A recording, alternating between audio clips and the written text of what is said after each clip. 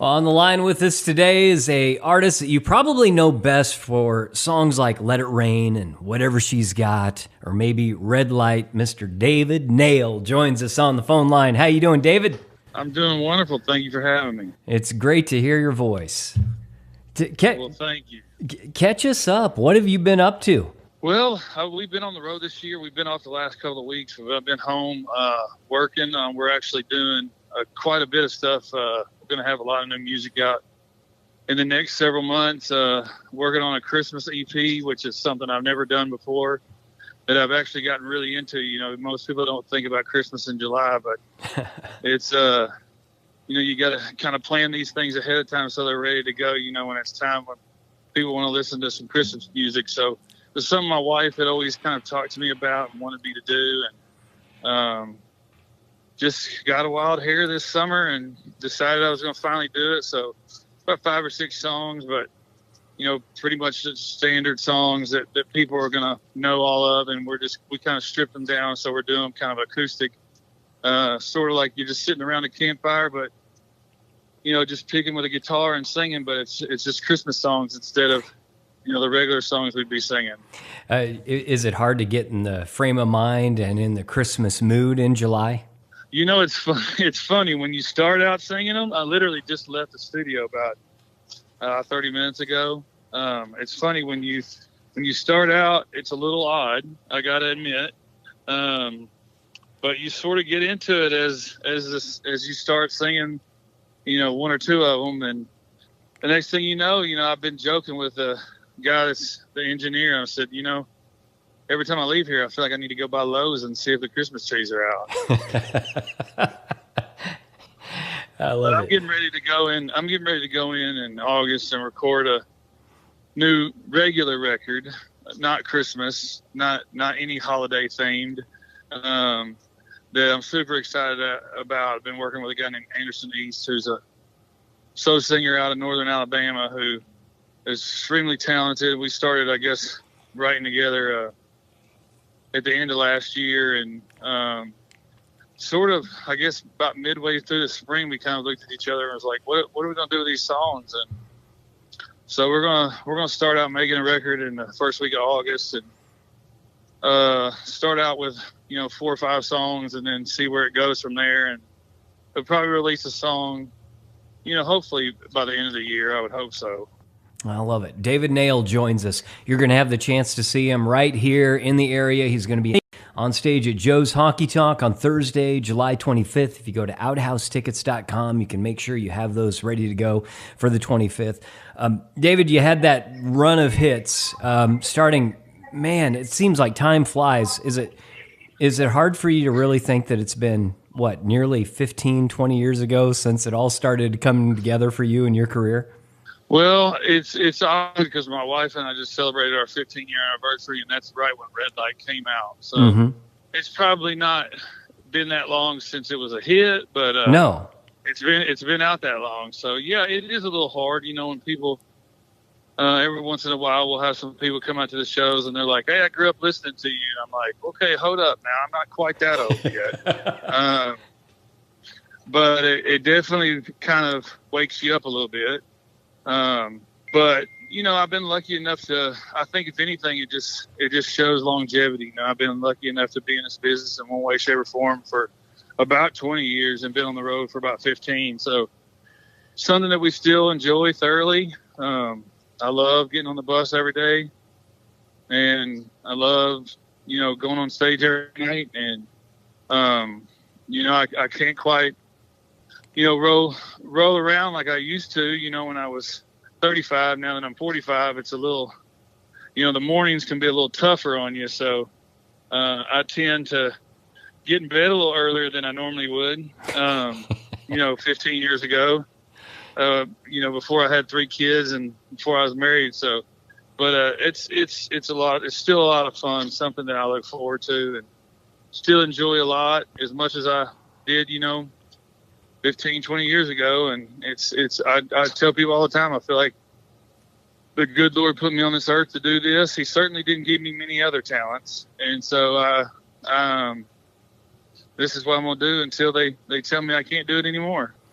Well, we're a similar age. I actually got you by a couple of years, so I kind of understand that it doesn't seem like it was that long ago. It was just like last week, right? Yeah, I mean, it's crazy. Like, you think, I always look at time about, you talk about high school, and high school is 4 years for most people. And it seems like, high school took forever, but for whatever reason, when you get out in the real world and you start living life and getting married and having children, like it can fly by in a second. My kids are getting ready to go into third grade, and my baby, who's not a baby anymore, is about to turn 4, and it flies by. Before the blink of an eye, you look up and you're 45 years old. You got a little gray in your hair and gray in your beard, but I still, like I said, I still enjoy it as much as I ever have, and I think that's sort of the tattletale sign of, when you're doing something you love, like you just want to keep chasing it and keep putting music out there, keep getting out on the road, and it's just, like I said, it's all I've ever really wanted to do. It's all I've ever really been good at, at least in my opinion. And like I said, until they tell me that I can't do it anymore, we're going to keep on doing it. What's still left on your bucket list? I mean, I got to be honest. Like I haven't really. I've pretty much done, as much as I ever in a meeting. Well, I should say that I've done more really than I've ever expected to do. There were so many points in my life, my career, where I thought, man, this is just not going to happen.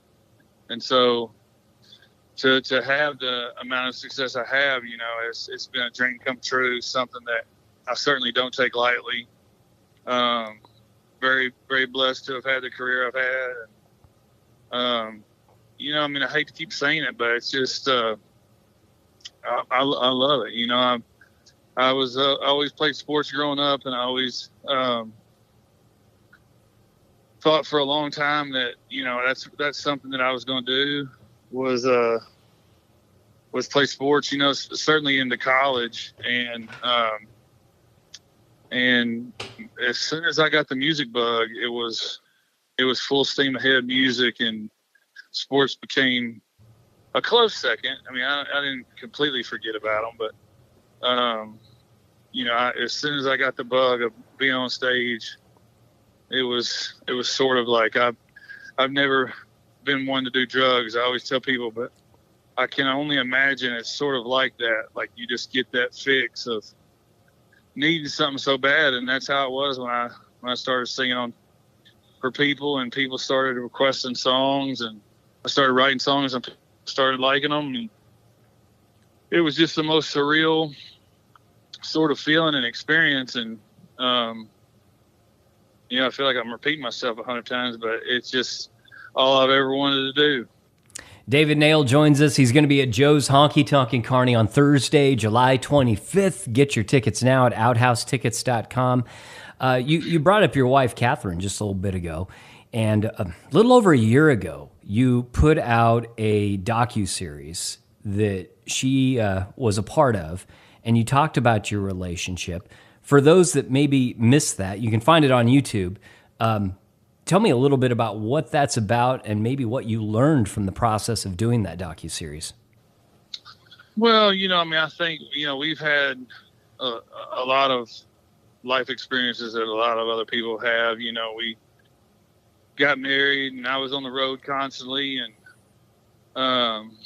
it's hard for it's hard for me to leave somebody I just got married to, home for especially the first couple of years. I was gone 200 plus days a year, so it definitely strains a new marriage. And so we had some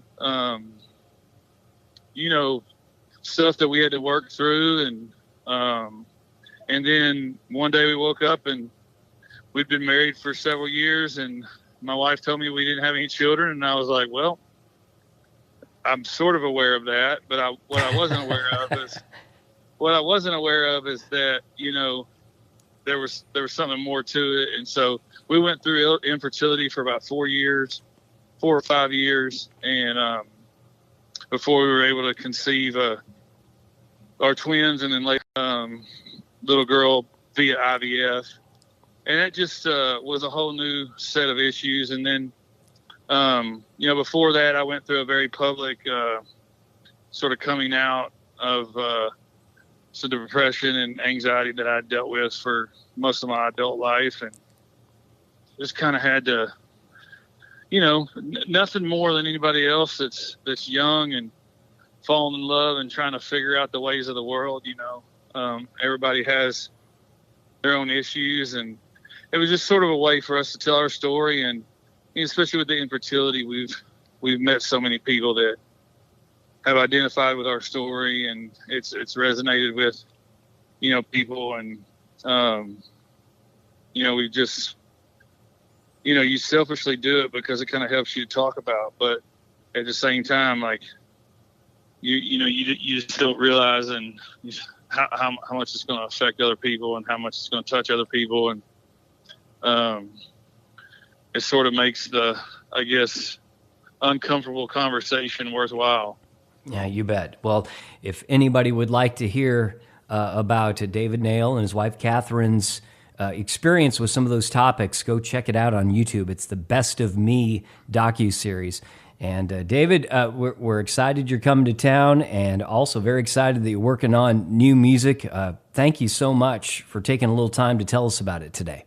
Absolutely, man. I look forward to getting up there. It's been a while since we've been to Nebraska and certainly that part of the state. So hopefully people will come out and check us out. We're going to be playing some new music and obviously all the songs that people would expect us to play, and looking forward to it. Very good. David Nail with us today. Thank you so much.